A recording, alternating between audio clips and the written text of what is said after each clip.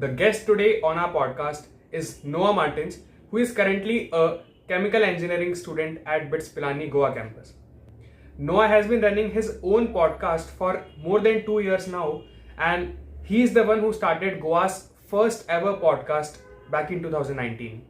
His current podcast, which is called DFTL or Don't Follow the Leader, hosts some of the best startup minds in the country, such as the founders of Redbus, TapChief, Quest, Stoa School, Pixel, and many more. Noah is also into stand-up comedy and he has been doing it since his school days. Along with all this, he is currently working as a VC intern at a firm called First Check and also managing his studies at BITS Goa. In this episode, we have dived deep into the topics like podcasting, like business, like stand-up comedy, and many more. I hope you would like the conversation. If you are new to this channel or if you have come to this podcast for the very first time, then please hit the follow button if you are listening to us on Spotify, or please subscribe to our channel and don't forget to press the bell icon if you are here on YouTube. Let's get right into the podcast. Hi Noah, how are you doing? Hi Ambuj, I am doing good. How about you? I'm doing extremely well. So how's life going? Life is hectic, but it's fun. Life right now, the last whole year and a half has obviously been like a whole range of challenges for everybody. But I personally have had a lot of like self-discovery. I've discovered things that I'm interested in, and I've done a lot of experimentation to figure that out in the last year and a half. So things are good. Things are interesting. And you are currently at which place? I am from Goa, Noah from Goa. Okay, so you are right now in Goa itself. Yes. Okay. So like all the charm of Goa and for all the things that people go to Goa might have become just monotonous for you because you have been there for your whole life.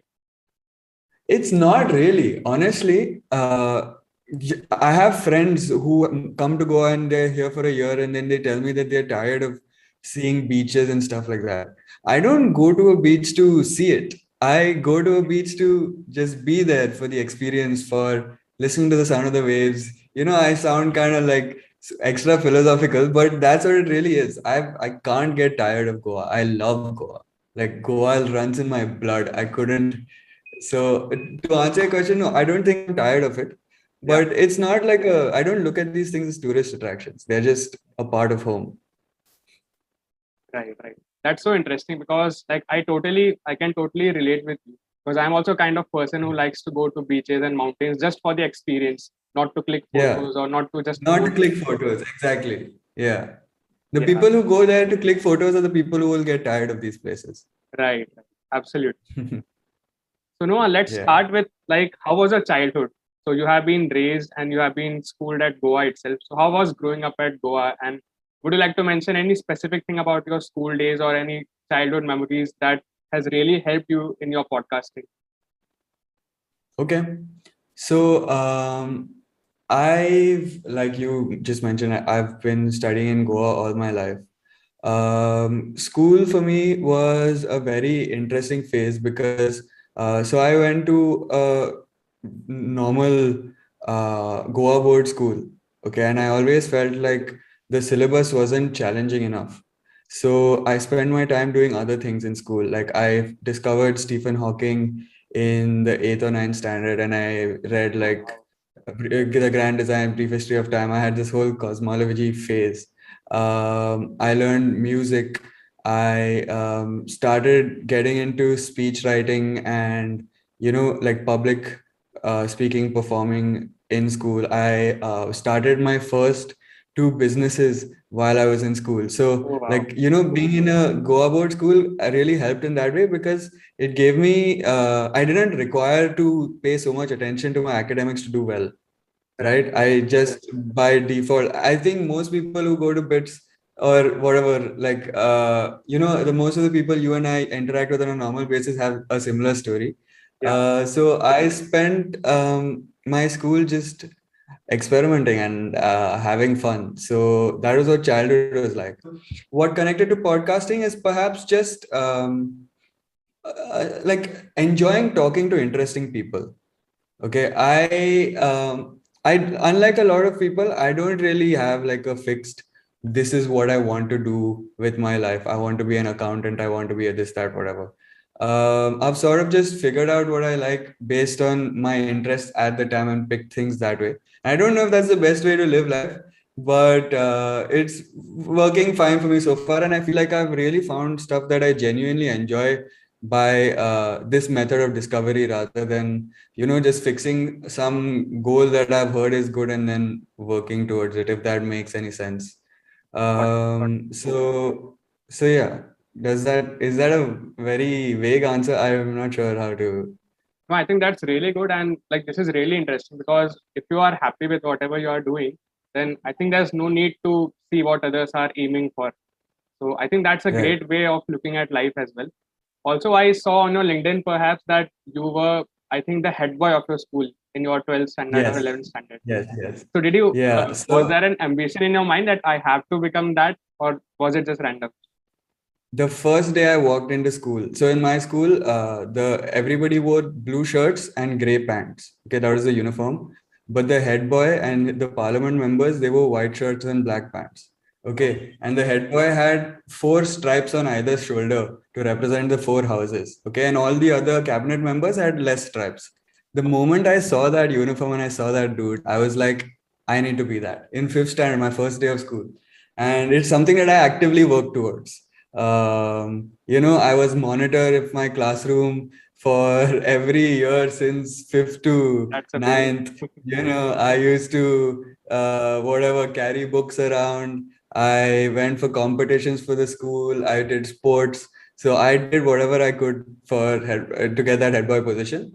And it was a genuinely interesting experience again, because as a 15, 16-year-old, I had a chance to work on it with a team of 10 people and, Okay. plan things and like start initiatives and, learn like some basic management skills in a very practical way. Understand how to do conflict management, understand what all ops goes into organizing something. All of these things I learned through having that opportunity to be head boy.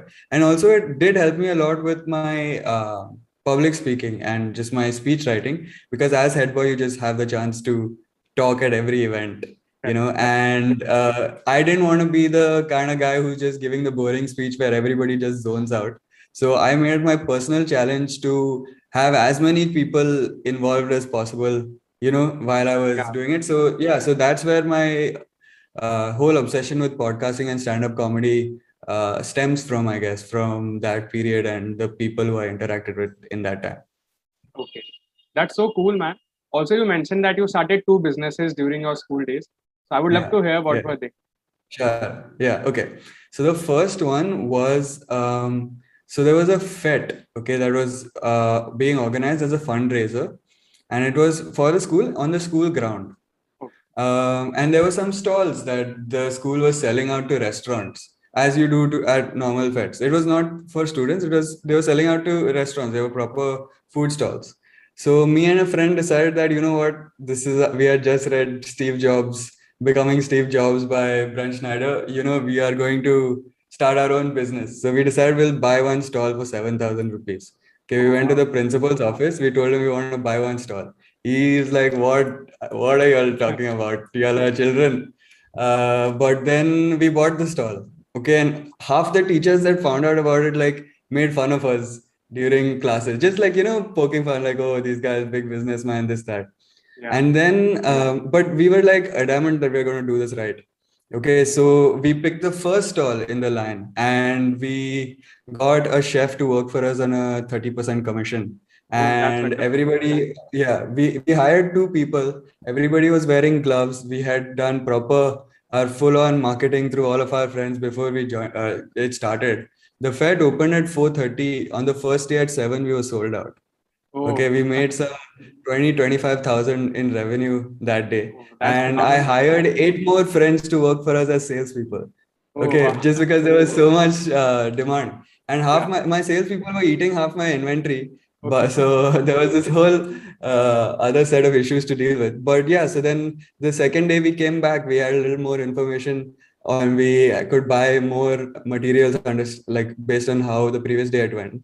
and gone. And we made some 60,000 rupees in revenue in 2 days, and about some 28,000 ish in profits as 15-year-olds in ninth standard. So it was kind of fun. And the second one was so as head boy, one of the things that we did for the first year, my cabinet, we organized a battle of bands event in school because there's so much musical talent in our school, but other than the occasional singing competition, they were not really getting a chance to work on their skills and get to work together. So, and we also wanted to buy a drum set for the school.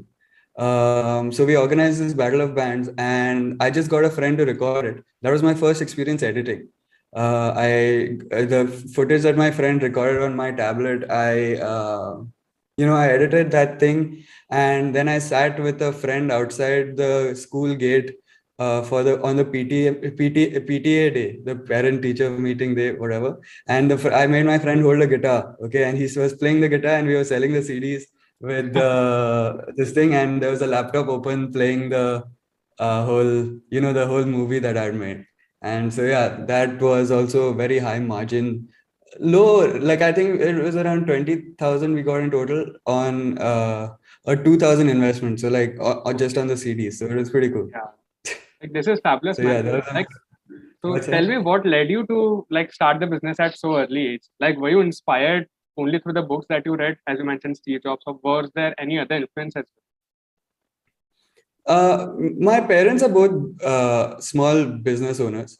But no, I think it was the books. It was watching Silicon Valley on TV, watching, The Wolf of Wall Street, whatever we were watching at that time, and reading these books. It was just like the whole entrepreneurial journey has been something I've been fascinated with for a long time. And even now, working at a VC firm, I just love the energy in like of creating something. And I know my stall was not really like a startup or anything close to it, but to me as a 15-year-old, that was my version of giving it a shot and Absolutely. running a small business. And I do think there are certain things that like valuable lessons that I did learn from that, like like sourcing materials, conflict management again, like somebody who you treat as a friend, also being able to give them orders and figure out how that works. So like in a very micro way, I got to experience all of those things, which is very cool. Right, right. Let's move on to podcasting. Like, when you started actually to like interact with people on a podcast, and when you started that I should record it and put it on YouTube. Okay. So my podcasting actually starts from an Elon Musk obsession. Okay. I'm a big Elon Musk fan. I don't know if you know, but I tweeted to him for 365 days in a row from March 2020 to 2021. An I know, interesting I new heard this question. in one of your podcasts. Yeah, I tweeted a different question to him every single day to get better as a podcast host. A unique question, yeah. So, but anyway, this was 2018, and I was a big Elon Musk fan. I had read the book, I had watched whatever documentaries, and then I heard on the paper that he got in trouble for smoking up on some podcast, okay, with some Joe Rogan guy. And I was like, who the hell is this Joe Rogan dude? Elon Musk is already in a bad light in the press because the Tesla Model 3 production was very slow. Like it was very late. And also there was some Thai boy stuck in a cave, and he had, fought with one of the divers who was trying to save them on Twitter. So he was just like in a bad place in the media. So, when I found out about it, I was like, what the hell is this shit? Why is this Joe Rogan guy getting Elon into more trouble? And I clicked on the video to watch it, and it blew my mind because I had read the book and I had watched every single documentary I could find. But in that moment, watching that podcast, I felt like I had got way more understanding of how that guy thinks, how Elon Musk thinks, than all of those other things combined. Because a podcast is so organic. It's just a conversation between two people that you get to be a part of. And that's such a cool way to understand a person or a topic, right? When it's so, honest and so like unadulterated, so unproduced.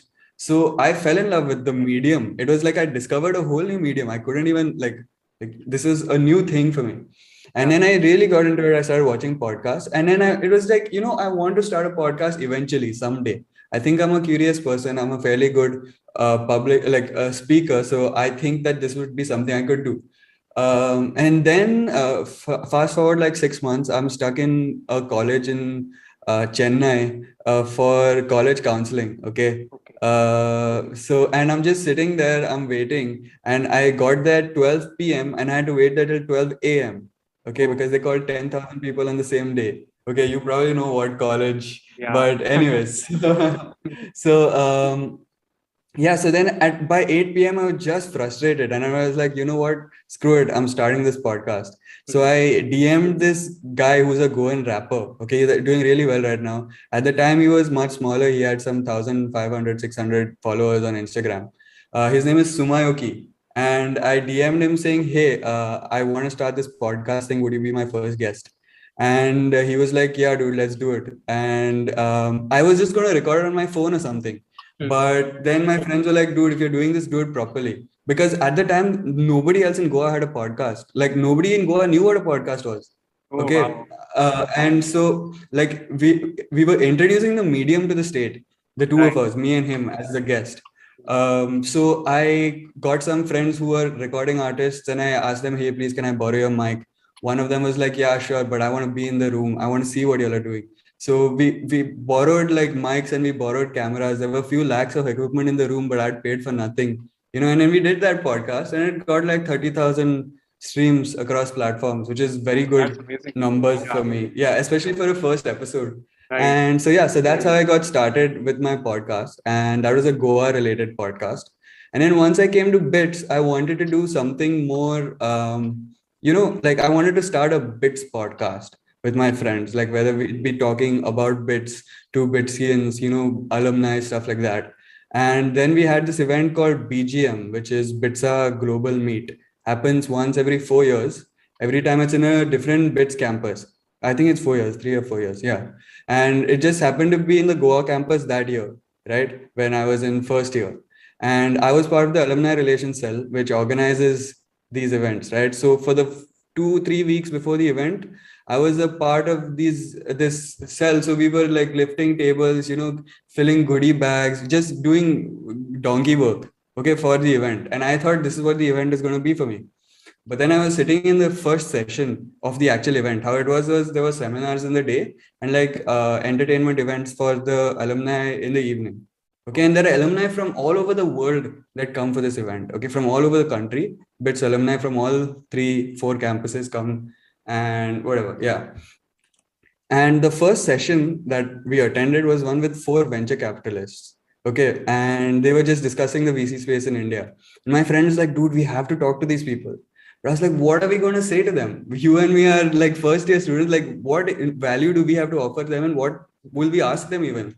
So he's like, yeah, you're right.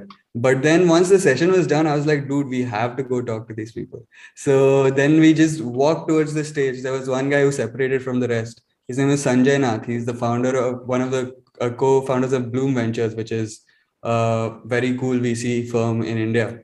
And we approached him. We started talking to him, and he was very, nice. Like he was like we were just 2 first years. He could probably tell by talking to us that we don't know what we're talking about. But like he listened to us. He asked me about stand up and podcasting, and then I was like, hey, by the way, I've been meaning to start this Bits podcast, and would you be willing to be a guest? And he was like, yeah, sure, let's do it.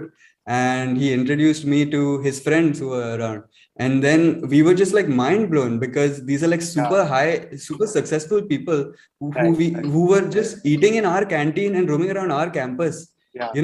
So then me and my friends went back that day and we checked the entire guest list. Okay. And we made a hit list of all the people that we wanted to talk to. Swiggy founder, Big Basket founder, and we just went around and we started talking to everybody. Okay. Oh, Asking them, please, can we interview you? Okay. And many people said no. Okay. But some people said yes. Red Bus founder said yes. Bloom Ventures said yes. So, like a bunch, it's just that I got to get access to like these really cool people through that event. And that just got the ball rolling. And after that, there's been no going back, you know? So yeah. it's been a cool journey. Yeah. This Yeah, that's really podcasting cool, thing. Noah. Also, I would like to know how the name DFTL came up. Okay. So that podcast used to be called Bits and Pieces because it's bits related and stuff like that. But after that, we started, interviewing people. Rather, my friends who were running the podcast with me, they stopped, so it became just my thing. I was interviewing people who are outside of bits also. It's like Uruj Ashfaq, the stand-up comedian. Okay, Arvind Esse, another stand-up comedian. Pete Mitchells, who is the animation director of Rick and Morty. So there were all of these people who were outside of the Bitsian network that I was also interviewing. And I decided that we needed a name change. And if I was to look at, like, I was just looking at my guest profile, and something that they all had in common is that they were living lives very different from the norm. They are all like exceptions to society, Hmm. and change comes when it's like a creativity meets ambition into persistence, you know Could you so elaborate a bit upon this? yeah, sure. So I feel like unless you have a combination of creativity, ambition, and persistence, you don't have the right combination to change things. Rather, no, that's a wrong way to say it, because who am I to say something like that? But I just feel like from all the people who I aspire to be like, and who I am inspired by, they all have those things. They have changed the world or changed something with a combination of creativity, ambition, and persistence. Okay, got it. Right? And if you remove any of those from the equation, it just doesn't work anymore. Right. And so that's what I felt my guests had in common. And the only people who change the world are people who don't follow the leader but become the leader. And so the name of the podcast became Don't Follow the Leader because of that. So, like, after how long did you shift to this name from like the older name? I think 4 or 5 months, about that much time. Yeah. Okay. And Noah, how do you like approach people for your podcast right now? Like, do you mail them? And if you mail, like, what do you exactly write to them? Right. So honestly, I've done the mailing thing. So first it started with BGM. I got my first set of guests that way. Then I interviewed a couple of people when they just came to our campus, and then we moved online, right? So once we moved online, everything happened 100% through mailing. Okay, I'd either cold mail people, I'd say introduce myself first, and then tell them what I wanted to do, why I wanted to interview them specifically, and what value we'd be giving to whom. Okay, it was actually a very long mail, which is a bad idea because all these people are really busy, and if you want to get their time or attention, you have to be super concise, because otherwise they just don't have the time to read your mail. So if anybody who's listening to this wants advice about it, if you're writing to somebody important, remember that their time is more valuable to them than anything else. So keep your messaging short as possible. So I did that, and that's how I got a bunch of guests: Shashank Murali from Tap Chief, Awais from Pixel, etc. Those were also like, so then I started getting references, right? Through the people I knew, I asked them to introduce me to a friend or like somebody in their network who would be willing to get interviewed by me. And then now then I got onto Twitter, and Twitter is a whole nother world. Twitter is the most powerful networking tool I have ever used. Okay, because LinkedIn is very hierarchical, right? Like if even if I use whatever Lucia this that to get somebody's email and I cold email them, LinkedIn is still very hierarchical. At the end of the day, if you're a student, you're a student. If you're doing an internship, you're an intern. If you're a CEO, you're a CEO, and your izzat will be based on that. But on Twitter, if you're interesting, you're interesting, and you're treated as interesting, and interesting people follow you. Interesting people want to know what you have to say, right? And so that's why I feel like Twitter is so much more powerful of a tool. Like if you shit post and all, then you're wasting the platform. Like Twitter should be used to meet interesting people and to discuss things that like of value. So right now how it happens is I connect with people on Twitter a lot, and either they reach out to say something or I reach out to them. And my last few podcast interviews have been that way, through Twitter connections. People who have already been connected with on Twitter, then just asking them, hey, can I interview you? stuff like that. But I also haven't released a podcast in a very long time. I have a bunch of episodes recorded that I need to get off my butt and edit, because like editing is a real pain of these things. So yeah, but I have to do that. But I've just been pretty busy with the other things I've been working on, like my VC internship, etc. So the podcast is sort of taken a backseat, but I do think that that's something I have to, like find the time for again. Correct, man. Like this is also a thing which I like really not enjoy doing, the editing part, because Yeah, most of the people don't understand that editing is not that problematic as thinking how we have to edit it, how we have to craft it in a way that it likes look good. So that's really very yeah, tiresome. yeah. So Noah, which episode according to you has been the most challenging, like in terms of the conversation or like anything? Okay. So post doing the Elon Musk. Okay, let me first, before that, talk about my Elon Musk whole Sure, sure. exercise. Go Okay. ahead. Right. So I got into yes theory, like madly got into yes theory during the start of the pandemic. And do you know what yes theory is? I have a Do very you follow vague yes idea. You theory? can explain it a bit. Yeah, sure. So yes theory is this YouTube group which has a philosophy that very often in life you're confronted with situations where if you say yes, you have an adventure, and if you say no, you just live your normal life. Okay, and when you learn to say yes more often, your life just gets more fun, you know. And so these guys will like go to the arrival terminal of an airport and announce that if you're willing to cancel your plan of going home right now and travel to your dream location, we will pay for it and we will come with you and you'll have an adventure. So if you have the guts in that moment to say, you know what, screw it, I am going, you will have an adventure. So, it's a very cool, like it's a very fun way of thinking. It's a very fun philosophy. So I Right. really got into that. And I was like, and Yes Theory has been trying to get in touch with Elon Musk for a long time, but unsuccessfully. So I was like, I want to try this. So I just put out a tweet saying I'm going to tweet to him every single day for a year. But Wow. within 2-3 days, I realized that this is just a waste of my time, and the Twitter is going to think I'm a bot, and my account is going to get whatever harmed because of it. So I decided that I want to make it more interesting, and I'm going to tweet a new unique question to him every single day. Okay. Now this sounds like it's not that hard, but once you've reached day 100, you've covered every single question you've heard before. Like you really have to think, and you really have to like, get to these abstract, like deeper places to come up with questions.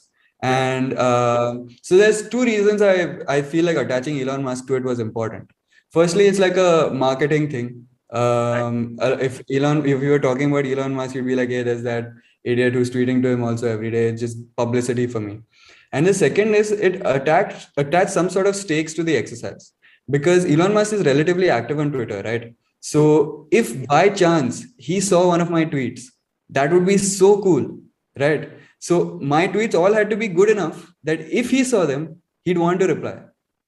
So that's why attaching Elon Musk to him was sort of like a quality control to the exercise. And I got like this whole batch of 365 new questions, which is available on my Instagram highlights, by the way. So for any Oh, fantastic. podcasters, interviewers, you can go and take whatever questions, I don't mind. Yeah. Or like just check them out, whatever you want. But so yeah, so that a lot of my current form of questioning comes from there. But what was your question specifically? The most challenging episode of the podcast. Right, the most challenging episode. Perhaps the one with Pete Mitchell's, the Rick and Morty director, just because that was an entirely new space, and it's not tech related as much as it's more artistic. So it's not that I don't feel I'm an artistic person, but it's just that it was a new type of interview altogether. And but it was a fun one to do, and also he's based in the US, right? So it was like different time zones, this, that, whatever, coordinating that. But it was nice. And but I feel like as I've done this, I've got more and more comfortable with making these things conversational. Like my last few interviews with Akhil Singh or the Stoa School guys, Rajan Aditya, or with Kushal, have been way more, open and conversational than the older stuff. The older stuff was very interview, very rigid, but it's sort of flowing. And like as I have get more and more experience, so yeah, I like the direction in which it's moving. Okay. So one last question, Noah, about your podcast Sure, before we then move on to your stand-up comedy thing. Like sure. what kind of preparations goes before doing a podcast? Like what kind of research you do and how you come up with the questions that you need to ask? Right. So clearly, I can see that you have done very good research for this. I would do the same. I would try to study everything I could on a guest from LinkedIn and on the internet if there were articles this that available. And then I'd start writing questions. Okay, I'd write up to like 30, 40 questions for that I genuinely have. I don't write questions which I don't want the answers to. Okay, like if I genuinely want to know, then I'll write that question. And I'll make a list of like 40 questions, and then I learn that list. Okay, but I don't ask those questions in any particular order. When I start talking to the guest, just let the conversation happen. Whatever's happening happens. Okay, we have 1 hour. Whatever's going to happen in that 1 hour happens. And as and when it's possible, the questions that I write are just to give me direction. If the conversation is drying out at some point, then I have that whole bank to pull from. But there's no particular order. I let the conversation happen. These are just like my tools in case I need to add some fuel to the fire. And yeah, so that's the direction I go with right now. So now let's talk about stand-up comedy. Like how did you Sure. get into this field and who was your first influence who get you some kind of interest into this? Yeah, cool. So I actually got into stand-up comedy because of Kevin Hart. Okay. I was a basketball player in school, and I used to watch a lot of NBA videos. And one of the videos I saw was this African American dude sitting at a table talking about basketball, okay, very seriously. And I just assumed that, okay, this guy is also a basketball player because he was talking about players as his friends, like my friend, this guy, that guy, whatever, whatever. So I was like, okay, this guy is also a basketball player. Yeah. I go to the movies like the theater with my friends a few weeks later, and I see the same dude on a poster, okay, for this movie called Ride Along. So I'm like, Are, this basketball player makes movies also? And then I went and I Googled Kevin Hart. And I was like 13 years old, I think, 13, 12, 13 years old approximately. And I watched one of his stand-up specials. Okay, it was called Laugh at My Pain on YouTube. Somebody had uploaded it there. And I was so mind blown because I didn't even know what I was looking at. Again, like the same way as podcasting, but this is earlier. Like this is just one dude on a stage telling stories. Okay. And everybody's just laughing and having such a great time. And it's crazy, right? Because most other art forms, whether it's music or theater, whatever, the fundamental art that exists. Like if it's a song, then it's whatever the song is about, and maybe like there's 1 or 2 lines of melody that are extremely artistic, and there are all these other layers that are built on top of it, right? There's beats, there's choruses, there's voices, all of these things. So there's so many pieces that go into this art piece. But with stand up, there's no fluff. It's just one person and your thoughts, right? So those thoughts themselves have to be so interesting and so artistic, and so well created. I was just immediately in love. So I was like, shit, I have to know how to do this. And at the same time, the Indian scene was just starting. Kenny Sebastian was just starting, EIC was just starting, AIB was doing that net neutrality thing, if you remember at that time. And I've been following these people since way back then. Okay, everybody, the whole scene. And I used to watch their stand-up videos, whatever they uploaded. And I used to go to school, and during recess, I used to perform for my friends. Okay, like they used to all sit on the steps, and I'd do Kenny Sebastian's bit, but from first person, like as if it was my story. I'd change it here and there to make it a little more specific to me. And I'd do that. And I kept doing that for some time. I performed at like small school events. And then in the 12th standard, I went for a competition. And like that my school had, like through my school rather, my 11th and 12th JE school. Okay, JE school sent me for a stand-up competition. Oh, wow. And yeah, it was pretty wild.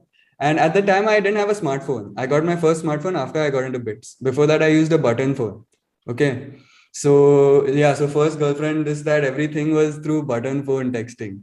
Okay. So yeah. And I had all these jokes that I used to do about that phone, like, oh, it's touch screen, you can touch the screen, but nothing happens. Like these dumb bits that I used to do. And I just wrote all of that stuff down. And I did it for that competition and I won. Okay. And that video is actually on YouTube. That was the first stand-up video I uploaded. And I immediately, it was so cool. It's such a cool medium because like there's just so much feedback. It's like jazz. Like, you know, you can change it up every time. And it's like I just enjoy it so much. That's why I do it. It's not something that I want to do as a career at any point, but it's also something I never feel like I should stop doing or want to stop doing.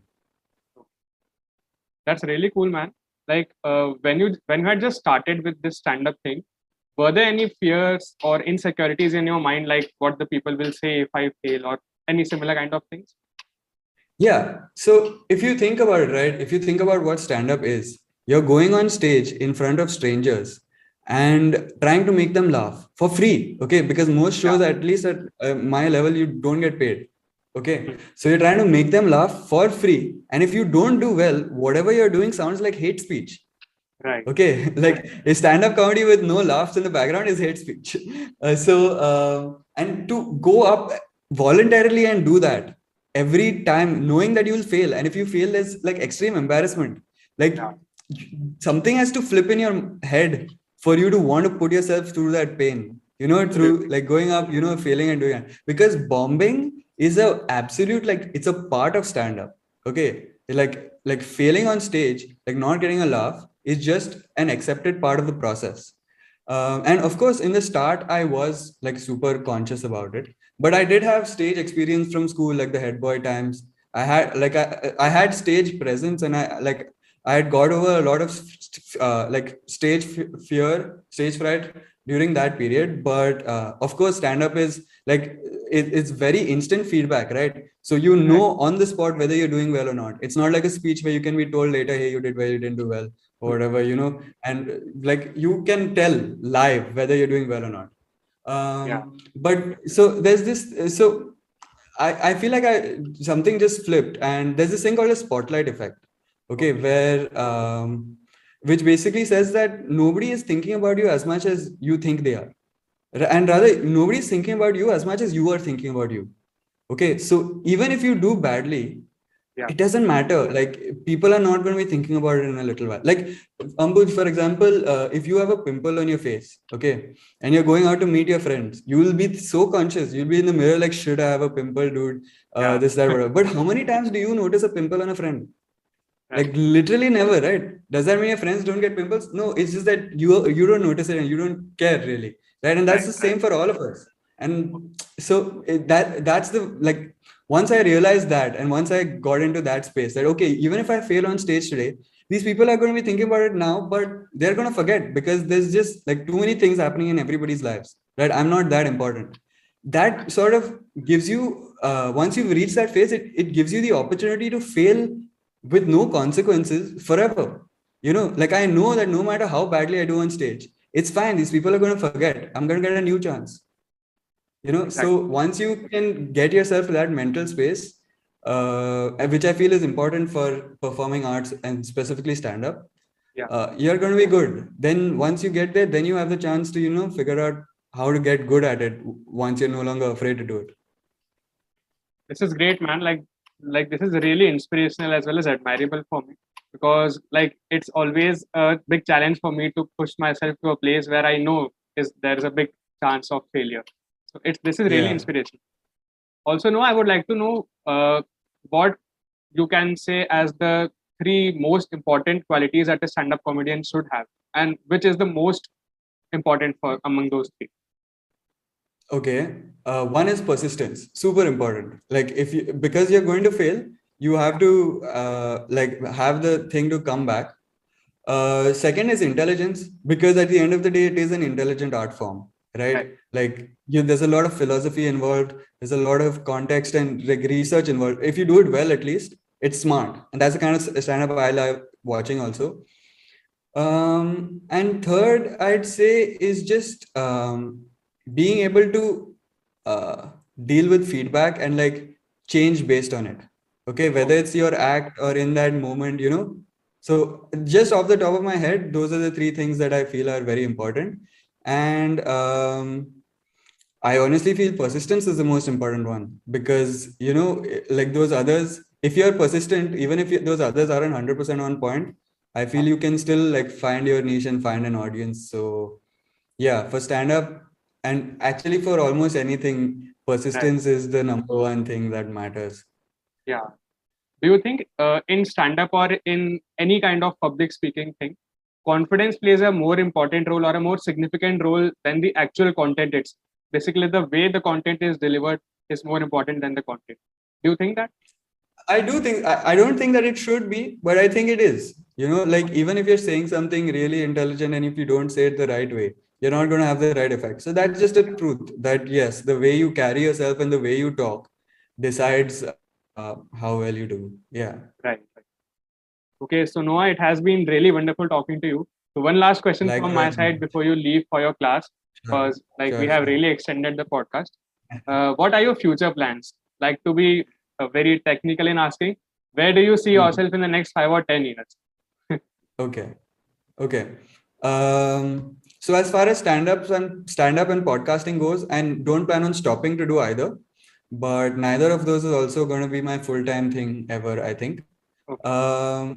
To tell you the truth, I honestly don't know. Okay, my dream would be to start up, but that's not like a goal that you can, you know, that's not a very tangible goal, because there's a lot of luck, serendipity, you know, Right. all of these other factors involved. But if I can't start up myself, I want to be involved in the space at least. Okay, whether it's working at a startup or working at a VC firm. So right now I'm working at a VC firm and I love it. Okay, I love the kind of meetings I'm a part of. I love the kind of things that are discussed and the kind of people that I get to work with. And if luck, serendipity doesn't kick in, I'm more than happy to spend my life working in VC and, you know, like assist startups and like, you know, decide what the world gets to look like in the future by, you know, funding rather than building myself. So yeah, so that's where I see myself in the next 5 to 10 years, either building a business that's changing the world or deciding what the world gets to look like by funding businesses that change the world. So thank you so much, Noah. It was fantastic talking to you, and Thank you, Amruj. I really got I acquainted with a honestly lot had of a new great things. time talking to you. Yeah. Same here, man. Thanks, dude. See you. See ya. If you enjoyed this conversation and want to listen to more of such podcasts, hit the subscribe button if you are there on YouTube and push the follow button if you are listening to us on Spotify or Google Podcast. I'll see you in the next episode. Till then, stay happy, stay focused. Jai Hind, Vande Mataram.